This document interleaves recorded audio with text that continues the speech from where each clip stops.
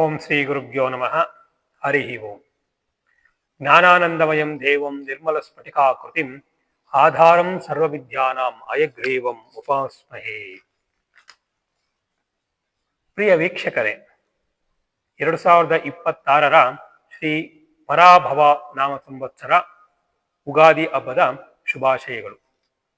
ನಿಮಗೆಲ್ಲರಿಗೂ ಈ ವರ್ಷ ಹೊಸ ಹರುಷ, ಸಂತೋಷ, ಆರೋಗ್ಯ, ಐಶ್ವರ್ಯ ಹಾಗೂ ಸುಖಕರವಾದ ನೆಮ್ಮದಿಯ ಜೀವನ ಕೊಡಲಿ ಅಂತ ನನ್ನ ಆರಾಧ್ಯ ದೇವರಾಗಿರ್ತಕ್ಕಂಥ ಶ್ರೀ ಲಕ್ಷ್ಮೀ ವೆಂಕಟೇಶ್ವರ ಸ್ವಾಮಿಯ ದೇವರಲ್ಲಿ ಪ್ರಾರ್ಥಿಸುತ್ತಾ, ಯುಗಾದಿ ಈ ಪದದ ಅರ್ಥವು ಯುಗ ಪ್ಲಸ್ ಆದಿ ಎಂಬ ಪದದ ಅರ್ಥದಿಂದ ಬಂದಿದೆ.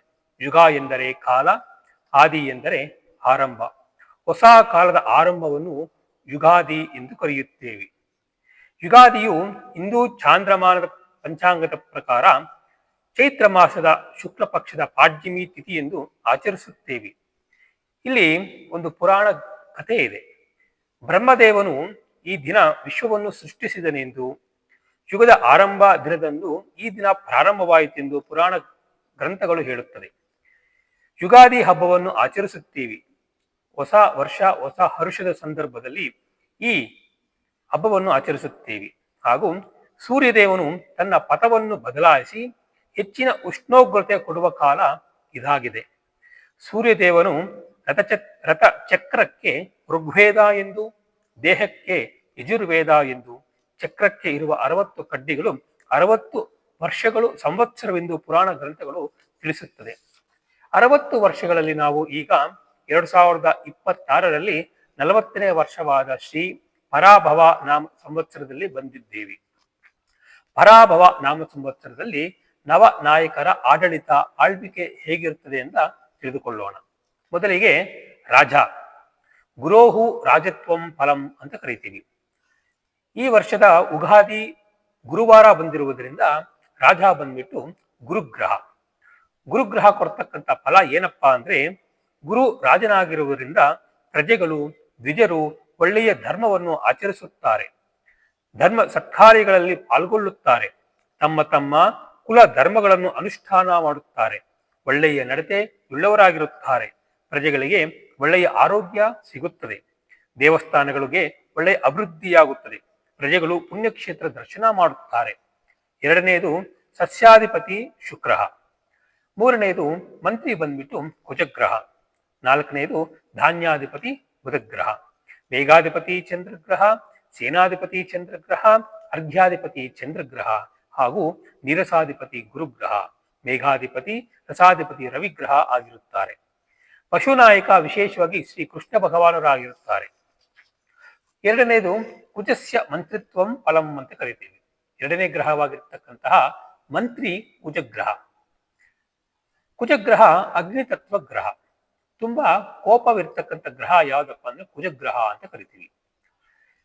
ಉಷ್ಣವಾಯು ಹೆಚ್ಚಾಗುತ್ತದೆ, ಬೆಂಕಿ ಮಳೆಯಾಗುವ ಸಂದರ್ಭ ಜಾಸ್ತಿ ಇರುತ್ತದೆ. ಪ್ರಕೃತಿ ವಿಕೋಪಕ್ಕೆ ತಿರುಗುತ್ತದೆ, ಪ್ರಜೆಗಳ ಮಧ್ಯದಲ್ಲಿ ಕೋಪ ಹೆಚ್ಚಾಗುತ್ತದೆ, ಬೆಂಕಿಯ ಅವಘಡಗಳು ಹೆಚ್ಚಾಗುತ್ತದೆ, ಪ್ರಪಂಚದಲ್ಲಿ ಯುದ್ಧದ ಪ್ರಭಾವ ಹೆಚ್ಚಾಗಿ ಬೆಂಕಿಯ ಮಳೆಯಿಂದ ಪ್ರದೇಶಗಳು ನಾಶವಾಗುತ್ತದೆ, ಸಮುದ್ರ ಮಟ್ಟದಿಂದ ನೀರು ಹೊರಬಂದು ತೀರದ ಪ್ರದೇಶಗಳನ್ನು ನಾಶ ಮಾಡುತ್ತದೆ, ಪೈರು ಪಚ್ಚೆಗಳು ಒಣಗಿ ಹೋಗುತ್ತದೆ, ಸುಂಟರ ಗಾಳಿಯು ಹೆಚ್ಚಾಗಿ ರೋಗಪೀಡೆ ರೋಗಬಾಧೆಯು ಹೆಚ್ಚಾಗುತ್ತದೆ. ನೆಕ್ಸ್ಟ್ ಚಂದ್ರ.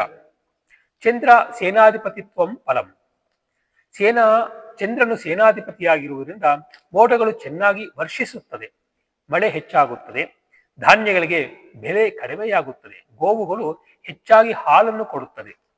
ರವಿಯು ರಸಾಧಿಪತಿಯಾಗಿರುವುದರಿಂದ ಆ ವಸ್ತುಗಳು ಯಾವ್ಯಾವುದು ಅಂದ್ರೆ ಶ್ರೀಗಂಧ, ಕುಂಕುಮ, ಗುಗ್ಗಳ, ಎಣ್ಣೆ, ಎಳ್ಳು, ಹರಳು ಮೊದಲಾದ ರಸವಸ್ತುಗಳಿಗೆ ಬೇಡಿಕೆ ಹೆಚ್ಚಾಗಿ ಬೆಲೆಯು ಕಡಿಮೆಯಾಗುತ್ತದೆ.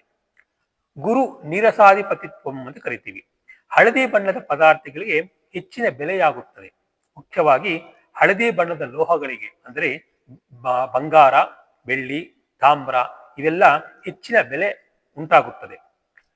ಕೃಷ್ಣನು ಪಶುನಾಯಕನಾಗಿರುವುದರಿಂದ ಪಶುಗಳಿಗೆ ಹೇರಳವಾಗಿ ಮೇವು ಲಭಿಸುತ್ತದೆ, ಪಶುಗಳು ಹೆಚ್ಚಿನ ಹಾಲನ್ನು ಕೊಡುತ್ತದೆ.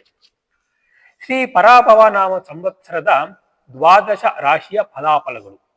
ಅದು ಹೇಳುವುದಕ್ಕೆ ಮುಂಚೆ, ದ್ವಾದಶ ರಾಶಿಗಳ ಫಲ ಹೇಳುವುದಕ್ಕೆ ಮುಂಚೆ ಗೋಚಾರದಲ್ಲಿ ಆಗುವ ಬದಲಾವಣೆ, ಅಂದರೆ ಬ್ರಹ್ಮಾಂಡದಲ್ಲಿ ಆಗುವ ಗ್ರಹಗತಿಗಳ ಸಂಚಾರ, ಯಾವ ಯಾವ ಗ್ರಹಗಳು ಎಲ್ಲಿಯವರೆಗೂ ಯಾವ ಸ್ಥಳದಲ್ಲಿ ಕುಳಿತಿರುತ್ತದೆ, ಹಾಗೂ ಮನೆಯ ಬದಲಾವಣೆ ಮಾಡುವುದರಿಂದ ಎಷ್ಟು ಸಮಯ ತೆಗೆದುಕೊಳ್ಳುತ್ತದೆ, ಸ್ಥಳ ಬದಲಾವಣೆಯಿಂದ ಯಾವ ನಕ್ಷತ್ರಕ್ಕೆ ಒಳ್ಳೆಯದು, ಯಾವ ನಕ್ಷತ್ರಕ್ಕೆ ಕೆಟ್ಟದಾದ ಪರಿಣಾಮ ಬೀರುತ್ತದೆ ಎಂಬುದನ್ನು ಗೋಚಾರ ಫಲ ಎಂದು ಕರಿತೀವಿ.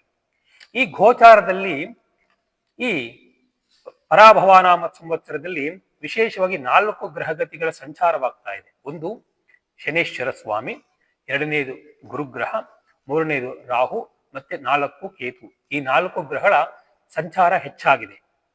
ಸಂಚಾರದಲ್ಲಿ ವಿಶೇಷವಾಗಿ 9 ಗ್ರಹಗಳು 9 ಸಮಯವನ್ನು ತೆಗೆದುಕೊಳ್ಳುತ್ತದೆ. ನಾನು ಅದರ ಸಮಯವನ್ನು ನಿಮಗೆ ತಿಳಿಸುತ್ತೇನೆ.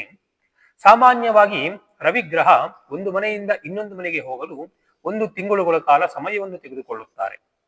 ಚಂದ್ರಗ್ರಹ 2.5 ದಿವಸಗಳ ಕಾಲ ಸಮಯವನ್ನು ತೆಗೆದುಕೊಳ್ಳುತ್ತಾರೆ. ಮಂಗಳ ಗ್ರಹ 45 ದಿನಗಳಿಂದ 60 ದಿನಗಳ ಬದಲಾವಣೆಯಾಗುತ್ತದೆ. ಬುಧ 14 ದಿನಗಳಿಂದ 28 ದಿನಗಳಿಗೆ ಬದಲಾವಣೆಯಾಗುತ್ತದೆ. ಶುಕ್ರನು 30 ದಿನದಿಂದ 60 ದಿನಗಳಿಗೊಮ್ಮೆ ಬದಲಾವಣೆಯಾಗುತ್ತಾರೆ. ಶನಿ ಭಗವಾನರು ಬರೋಬ್ಬರಿ 2.5 ವರ್ಷಗಳ ಕಾಲ ಸಮಯವನ್ನು ತೆಗೆದುಕೊಳ್ಳುತ್ತಾರೆ. ರಾಹು ಮತ್ತು ಕೇತು ಒಟ್ಟಿಗೆ ಬದಲಾವಣೆಯಾಗಿ ಸಮಯ 18 ತಿಂಗಳುಗಳ ಕಾಲ, ಅಂದ್ರೆ 1.5 ವರ್ಷದವರೆಗೂ ಒಂದೇ ಮನೆಯಲ್ಲೇ ಇರ್ತಾರೆ. 1.5 ವರ್ಷ ಆದಮೇಲೆ ಬೇರೊಂದು ಮನೆಗೆ ಹೋಗುತ್ತಾರೆ. ಈ ವರ್ಷದಲ್ಲಿ ಅಂದರೆ ಪರಾಭವ ನಾಮ ಸಂವತ್ಸರದಲ್ಲಿ ದೊಡ್ಡದಾದ ಬದಲಾವಣೆ ಅಂದರೆ ಗುರುಗ್ರಹ. ಜೂನ್ 2ರಿಂದ ಜೂನ್ 2ರವರೆಗೂ ಮಿಥುನದಲ್ಲಿರ್ತಕ್ಕಂಥ ಗುರುಗ್ರಹ ಜೂನ್ 2 ಆದಮೇಲೆ 2ನೇ ತಾರೀಕು ಆದ್ಮೇಲೆ ಕರ್ಕಾಟಕ ರಾಶಿಗೆ ಪ್ರವೇಶ ಮಾಡುತ್ತಾರೆ. ಇದು ತುಂಬಾ ದೊಡ್ಡ ಬದಲಾವಣೆ. ಹಾಗೂ ಶನಿಯು ದಶಮಸ್ಥಾನದಲ್ಲೇ ಮುಂದುವರಿಯುತ್ತಾರೆ. ಹಾಗೂ ರಾಹು ಕೇತುಗಳು ಡಿಸೆಂಬರ್ ತಿಂಗಳಿನಲ್ಲಿ ಬದಲಾವಣೆಯಾಗುತ್ತಾರೆ. ಇದು ಗೋಚಾರದಲ್ಲಿ ಗ್ರಹಗತಿಗಳ ವರ್ಷ ಬದಲಾವಣೆಯಾಗಿದೆ. ಇನ್ನು ಉಗಾದಿಯು ಗುರುವಾರದಂದು ಪ್ರಾರಂಭವಾಗುತ್ತದೆ, ಹೊಸ ವರ್ಷ. ಈ ಹೊಸ ವರ್ಷದಲ್ಲಿ ಬ್ರಹ್ಮಾಂಡದಲ್ಲಿ ಗ್ರಹಗತಿಗಳು ಹೊಸ ವರ್ಷದಲ್ಲಿ ಹೇಗೆ ಪ್ರಾರಂಭವಾಗುತ್ತದೆ, ಯಾವ ಗ್ರಹಗಳಲ್ಲಿ ಯಾವ ಮನೆಗಳಲ್ಲಿ ಕೂತಿದೆ ಅಂತ ಹೇಳೋದಕ್ಕೆ ನೋಡಿದ್ರೆ, ಮೇಷರಾಶಿ ಮೊದಲನೇದಾಗಿ. ಮೇಷರಾಶಿಯಲ್ಲಿ ಶುಕ್ರ ಗ್ರಹ ಕೂತಿದ್ದಾನೆ. ಮಿಥುನ ರಾಶಿಯಲ್ಲಿ ಗುರು ಭಗವಾನರು ಕೂತಿದ್ದಾರೆ. ಸಿಂಹರಾಶಿಯಲ್ಲಿ ಕೇತು ಭಗವಾನರು, ಕನ್ಯಾ ರಾಶಿಯಲ್ಲಿ ಚಂದ್ರ ಭಗವಾನರು, ಕುಂಭರಾಶಿಯಲ್ಲಿ ಬುಧ ಮತ್ತು ರಾಹು ಭಗವಾನರು, ಹಾಗೂ ಮೀನರಾಶಿಯಲ್ಲಿ ಶನಿ ಭಗವಾನರು, ರವಿ ಹಾಗೂ ಕುಜ ಭಗವಾನರು ಕೂತಿದ್ದಾರೆ.